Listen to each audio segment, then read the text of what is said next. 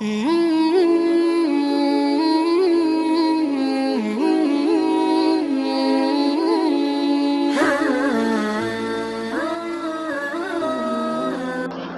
ربی صلی وسلم دائما ابدا علی حبیبک خیر الخلق کلہم۔ قال النبی صلی اللہ علیہ وسلم یا ایھا الذین آمنوا کتب علیکم الصیام کما کتب علی الذین من قبلکم لعلکم تتقون۔ صدق اللہ العظیم۔ جاتے ہیں اس جہاں سے انسان رفتہ رفتہ، تو بھی وہاں کا کر لے سامان رفتہ رفتہ، حکم خدا سے غافل یوں ہی اگر پھرے گا، شیطان چھین لے گا ایمان رفتہ رفتہ۔ محترم بزرگ اور عزیز ساتھیوں، اللہ تبارک و تعالیٰ کا بہت بڑا احسان اور اس کا کرم ہے کہ اس نے ہمیں اور آپ کو رمضان المبارک کی قیمتی گھڑی نصیب فرمائی۔ اب سے پہلے ہمارے بہت سے عزیز و قارب اس رمضان المبارک کے اندر موجود تھے جو آج کہیں اور آرام فرما ہیں، اور ہمیں بھی پتہ نہیں ہے کہ آئندہ ہمیں رمضان المبارک نصیب ہو یا نہ ہو۔ بہرحال اللہ تبارک و تعالیٰ ہم سب کو رمضان المبارک کی خوشی بار بار نصیب فرمائے۔ رمضان المبارک کا مہینہ بڑا بابرکت مہینہ ہے۔ رمضان المبارک میں جتنی عبادت کر لی جائے، جتنے نوافل پڑھ لیے جائیں، ذکر و اذکار کر لیے جائیں، اتنے تھوڑے ہیں۔ اللہ تبارک و تعالیٰ نے رمضان المبارک میں جو ہے ثواب کو بڑھا دیا ہے۔ رمضان المبارک میں اللہ تبارک و تعالیٰ نے ثواب کو جو ہے 70 گنا بڑھا دیا ہے۔ امام ابو حنیفہ رحمۃ اللہ علیہ پورے رمضان المبارک میں 63 قرآن کریم ختم کر لیا کرتے تھے، ایک صبح سے لے کر شام تک اور ایک شام سے لے کر صبح تک، اور 3 قرآن کریم مکمل تراویح میں ختم کر لیا کرتے تھے۔ اور امام شافعی رحمۃ اللہ علیہ پورے رمضان المبارک میں 30 قرآن کریم ختم کر لیا کرتے تھے۔ اور امام احمد بن حنبل رحمۃ اللہ علیہ پورے رمضان المبارک میں 60 قرآن کریم ختم کر لیا کرتے تھے۔ اور امام احمد بن حنبل رحمۃ اللہ علیہ کو اللہ تبارک و تعالیٰ کی زیارت بھی ہوئی ہے، 1-2 مرتبہ نہیں بلکہ پورے 99 مرتبہ اللہ تبارک و تعالیٰ کی زیارت ہوئی ہے۔ تو ایک مرتبہ ان کے دل میں احساس ہوا کہ اللہ تبارک و تعالیٰ جو مجھ کو اپنی زیارت کراتے ہیں، کس چیز کی وجہ سے کراتے ہیں؟ اللہ تبارک و تعالیٰ کو میرا کون سا عمل اتنا پسند ہے کہ اللہ تبارک و تعالیٰ مجھ کو اپنی زیارت کراتے ہیں؟ اب کہ جب آپ کا مجھ کو 100ویں مرتبہ اللہ تبارک و تعالیٰ کی زیارت ہوگی تو میں اللہ تبارک و تعالیٰ سے یہی سوال کروں گا کہ آپ مجھ کو کس چیز کی وجہ سے اپنی زیارت کراتے ہیں؟ تو جب 100ویں مرتبہ زیارت ہوئی تو اللہ تبارک و تعالیٰ سے معلوم کیا کہ اے اللہ تبارک و تعالیٰ، آپ جو مجھ کو اپنی زیارت کراتے ہیں کس چیز کی وجہ سے کراتے ہیں؟ اللہ تبارک و تعالیٰ نے فرمایا کہ تمہارا کثرت سے قرآن پڑھنا یہ ہمیں سب سے زیادہ محبوب اور پسندیدہ ہے، اور اسی کی وجہ سے ہم تمہیں اپنی زیارت کراتے ہیں۔ تو امام احمد بن حنبل رحمۃ اللہ نے فرمایا کہ فہمن او بلا فہمن، کہ سمجھ کر پڑھا جائے یا بغیر سمجھے پڑھا جائے۔ فرمایا کہ سمجھ کر پڑھو یا بغیر سمجھے پڑھو، بہرحال قرآن کریم کو پڑھنا چاہیے۔ قرآن کریم تو اللہ تبارک و تعالیٰ کی مقدس کتاب ہے۔ دیکھو اللہ تبارک و تعالیٰ نے دنوں کو بھی چھانٹا ہے، راتوں کو بھی چھانٹا ہے، مہینوں کو بھی چھانٹا ہے۔ جب دنوں کا نمبر آیا تو اللہ تبارک و تعالیٰ نے جو ہے جمعے کے دن کو چھانٹ لیا ہے، اور جب راتوں کا نمبر آیا تو اللہ تبارک و تعالیٰ نے جو ہے شب قدر کی رات کو چھانٹ لیا ہے، اور جب مہینوں کا نمبر آیا تو اللہ تبارک و تعالیٰ نے جو ہے رمضان المبارک کے مہینوں کو چھانٹ لیا ہے۔ حضرت مولانا فضل الرحمان گنج مراد آبادی، ان کے ایک مرید ہیں، ایک مرتبہ چلے ہوئے جا رہے تھے، راستے میں دیکھا ایک بہت بڑا مجمع لگا ہوا ہے، بھیڑ لگی ہوئی ہے۔ لوگوں سے پوچھا کہ کیوں بھیڑ اکٹھی ہو رہی ہے، کیا ہوا؟ فرمایا کہ جنازہ پڑھا ہوا ہے، کوئی پڑھانے والا موجود نہیں ہے۔ فرمایا کہ اچھا ایسی بات ہے، چلو ہم جنازہ پڑھا دیتے ہیں۔ تو یہ مجمع کے اندر گئے اور جا کر جنازہ جو پڑھا دیا، اس کے بعد جب دفنانے کا نمبر آیا کہا کہ اس کو قبر کے اندر اتار دو۔ فرمایا کہ ہمارے ایسے اعمال نہیں ہیں، جب آپ نے جنازے کو پڑھایا ہے تو آپ اس کو قبر کے اندر اتار دیجئے۔ تو جب قبر کے اندر اتار دیا گیا، مٹی وغیرہ ڈال دی گئی تو گھر چلے گئے۔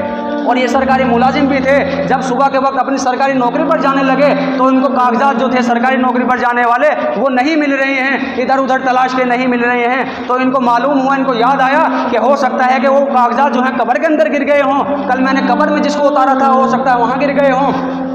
تو یہ مکان مالک کے پاس پہنچے، ان کے گھر والوں کے پاس پہنچے اور وہاں جا کر فرمایا کہ میرے کاغذات جو ہیں شاید قبر کے اندر گر گئے ہیں، آپ مجھ کو قبر کھولنے کی اجازت دے دو، اگر مجھے کاغذات نہ ملے تو مجھے جو ہے نوکری سے برخاست کر دیا جائے گا، نوکری سے نکال دیا جائے گا، میری نوکری کا سوال ہے، آپ جو ہے مجھے قبر کھولنے کی اجازت دے دو۔ تو گھر والوں نے جو ہے قبر کھولنے کی اجازت دے دی۔ جب انہوں نے قبر کو کھولا تو قبر کو کھولنے کے بعد دیکھا کہ کاغذات وہیں پر پڑے ہوئے ہیں، اور قبر کے اندر سے جو ہے جنت کی خوشبو آ رہی ہے اور قبر کے اندر جو ہے پھولوں سے مہک رہی ہے۔ تو انہوں نے اپنے کاغذات اٹھائے اور قبر کو بند کیا اور آ کر اس کی والدہ کے پاس آئے اور آ کر کہا کہ تیرا بیٹا ایسا کیا عمل کیا کرتا تھا؟ فرمایا کہ کیوں، کیا ہوا؟ فرمایا کہ تو بتلا تو صحیح، تیرا بیٹا کیا عمل کیا کرتا تھا؟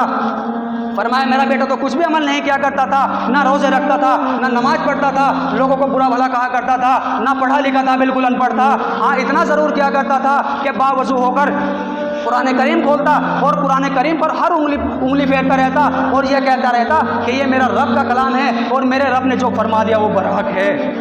تو یہ قرآن کی عظمت تھی، فرمایا یہ قرآن کی عظمت تھی، یہ قرآن کا احترام اس نے کیا تھا، اللہ تبارک و تعالیٰ نے اس کی بخشش فرما دی اور اس کو جنت میں مقام عطا فرما دیا۔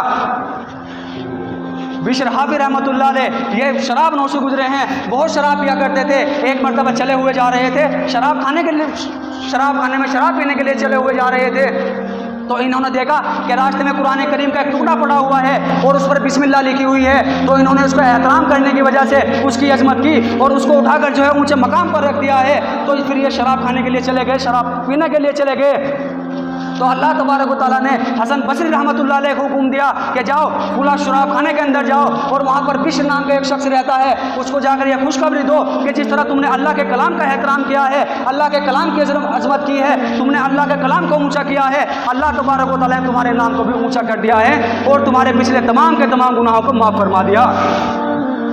تو حسن بصری رحمۃ اللہ علیہ شراب خانے کے اندر پہنچے اور وہاں جا کر دیکھا، جب لوگوں نے دیکھا حسن بصری رحمۃ اللہ علیہ اتنے بڑے بزرگ ہیں، یہاں پر کیا لینے کے لیے آئے ہیں، تمام لوگ حیران رہ گئے۔ تو حسن بصری رحمۃ اللہ علیہ نے پوچھا کہ بشر کون ہے؟ فرمایا کہ وہ مست پڑا ہوا ہے، شراب میں مست پڑا ہوا ہے، آپ کو اس کی کیا ضرورت پڑ گئی؟ فرمایا کہ اس کو میرے پاس لے کر آؤ۔ تو جب اس کے پاس لایا گیا، حسن بصری رحمۃ اللہ علیہ نے ان کو کہا کہ اللہ تبارک و تعالیٰ کے تم نے کلام کی عظمت کی ہے، تم نے اللہ کے کلام کا احترام کیا ہے، جس طرح تم نے اللہ کے کلام کا احترام کیا ہے، اللہ تبارک و تعالیٰ نے تمہارے پچھلے تمام کے تمام گناہوں کو معاف فرما دیا، تمہاری بخشش فرما دی ہے اور تمہارے نام کو اللہ تبارک و تعالیٰ نے اونچا کر دیا ہے۔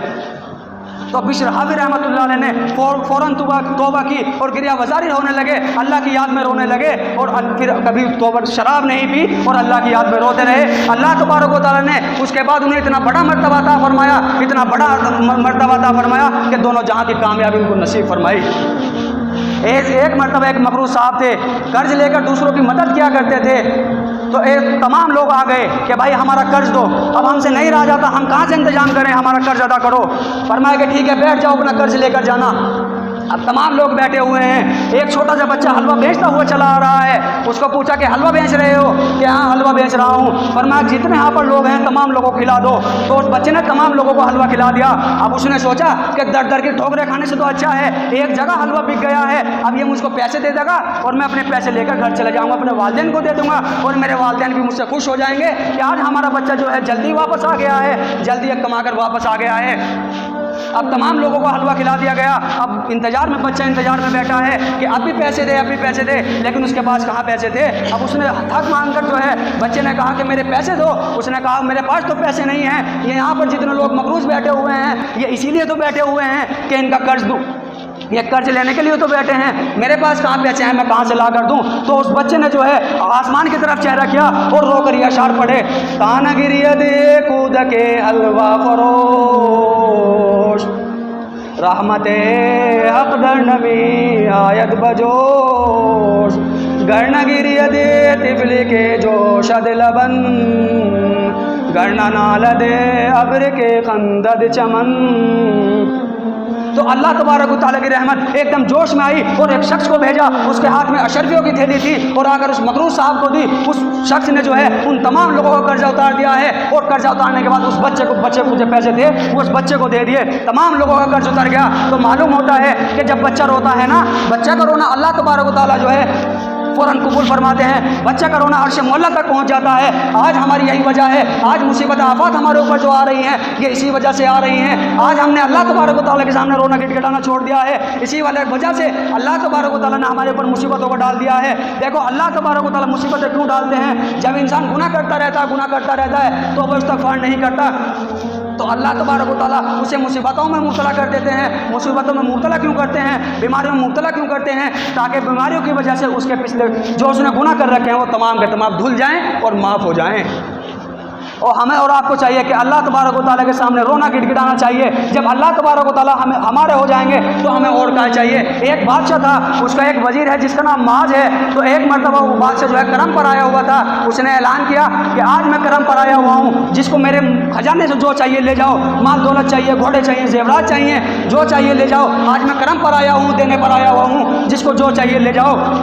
تو تمام لوگ لے جا رہے ہیں, کوئی زیورات بھر کر لے جا رہے ہیں, کوئی گھوڑے لے جا رہے ہیں, کوئی روپیہ لے جا رہا ہے, کوئی سکے لے جا رہا ہے, کوئی کچھ لے جا رہا ہے. تو اس بادشاہ نے کہا کہ معاذ, ارے تو بھی کچھ مانگ لے, تو اگر تجھ کو کچھ چاہیے تو بھی مانگ لے. فرمایا کہ بادشاہ سلامت, آج جو میں مانگوں گا مجھ کو دینے کے لیے تیار ہیں. فرمایا کہ میں دینے کے لیے تیار ہوں, آج میں کرم پر آیا ہوا ہوں, آج جو تم مجھ سے مانگو گے میں دینے کے لیے تیار ہوں. تو وہ وزیر جس کا نام معاذ تھا وہ آ کر چپ کے جب بادشاہ کے پیچھے کھڑا ہو گیا اور مونڈوں پر ہاتھ رکھ دیے کہ مجھے تو آپ چاہیے. جب آپ میرے ہو جائیں گے تمام دولت کا مالک میں ہو جاؤں گا, تمام خارخانوں کا مالک میں ہو جاؤں گا, پوری سلطنت کا مالک میں ہو جاؤں گا. ارے یہ لوگ جو گھوڑے لے جا رہے ہیں, مال دولت لے جا رہے ہیں, یہ تو بیوقوف ہیں. جب میں نے آپ کو چن لیا ہے تو تمام چیزوں کا مالک میں بن جاؤں گا کہ نہیں بن جاؤں گا. اگر ہم بھی اللہ تبارک و تعالیٰ کے سامنے پکی سچی توبہ کر لیں. آقا مدنی حضور پاک علیہ الصلوۃ والسلام نے ارشاد فرمایا التائب من الذنب کمن لا ذنب له, کیا گناہگار بندہ جب اللہ کے سامنے پکی سچی توبہ کر لیتا ہے تو گویا کہ ایسا ہو جاتا ہے جیسے اس نے گناہ کیا ہی نہ ہو. آج مصیبت آفات ہمارے اوپر سے لے آ رہی ہیں کہ ہم نے اللہ کے سامنے رونا گڑگڑانا چھوڑ دیا ہے, توبہ استغفار کرنا چھوڑ دیا ہے. ہم سب کو اس سے بچنا چاہیے. اللہ تبارک و تعالیٰ ہم سب کو عمل صالح کی توفیق نصیب فرمائے, اور جو گناہ ہوئے کوتاہی ہوئے اللہ اس کو معاف فرمائے. وآخر دعوانا الحمدللہ رب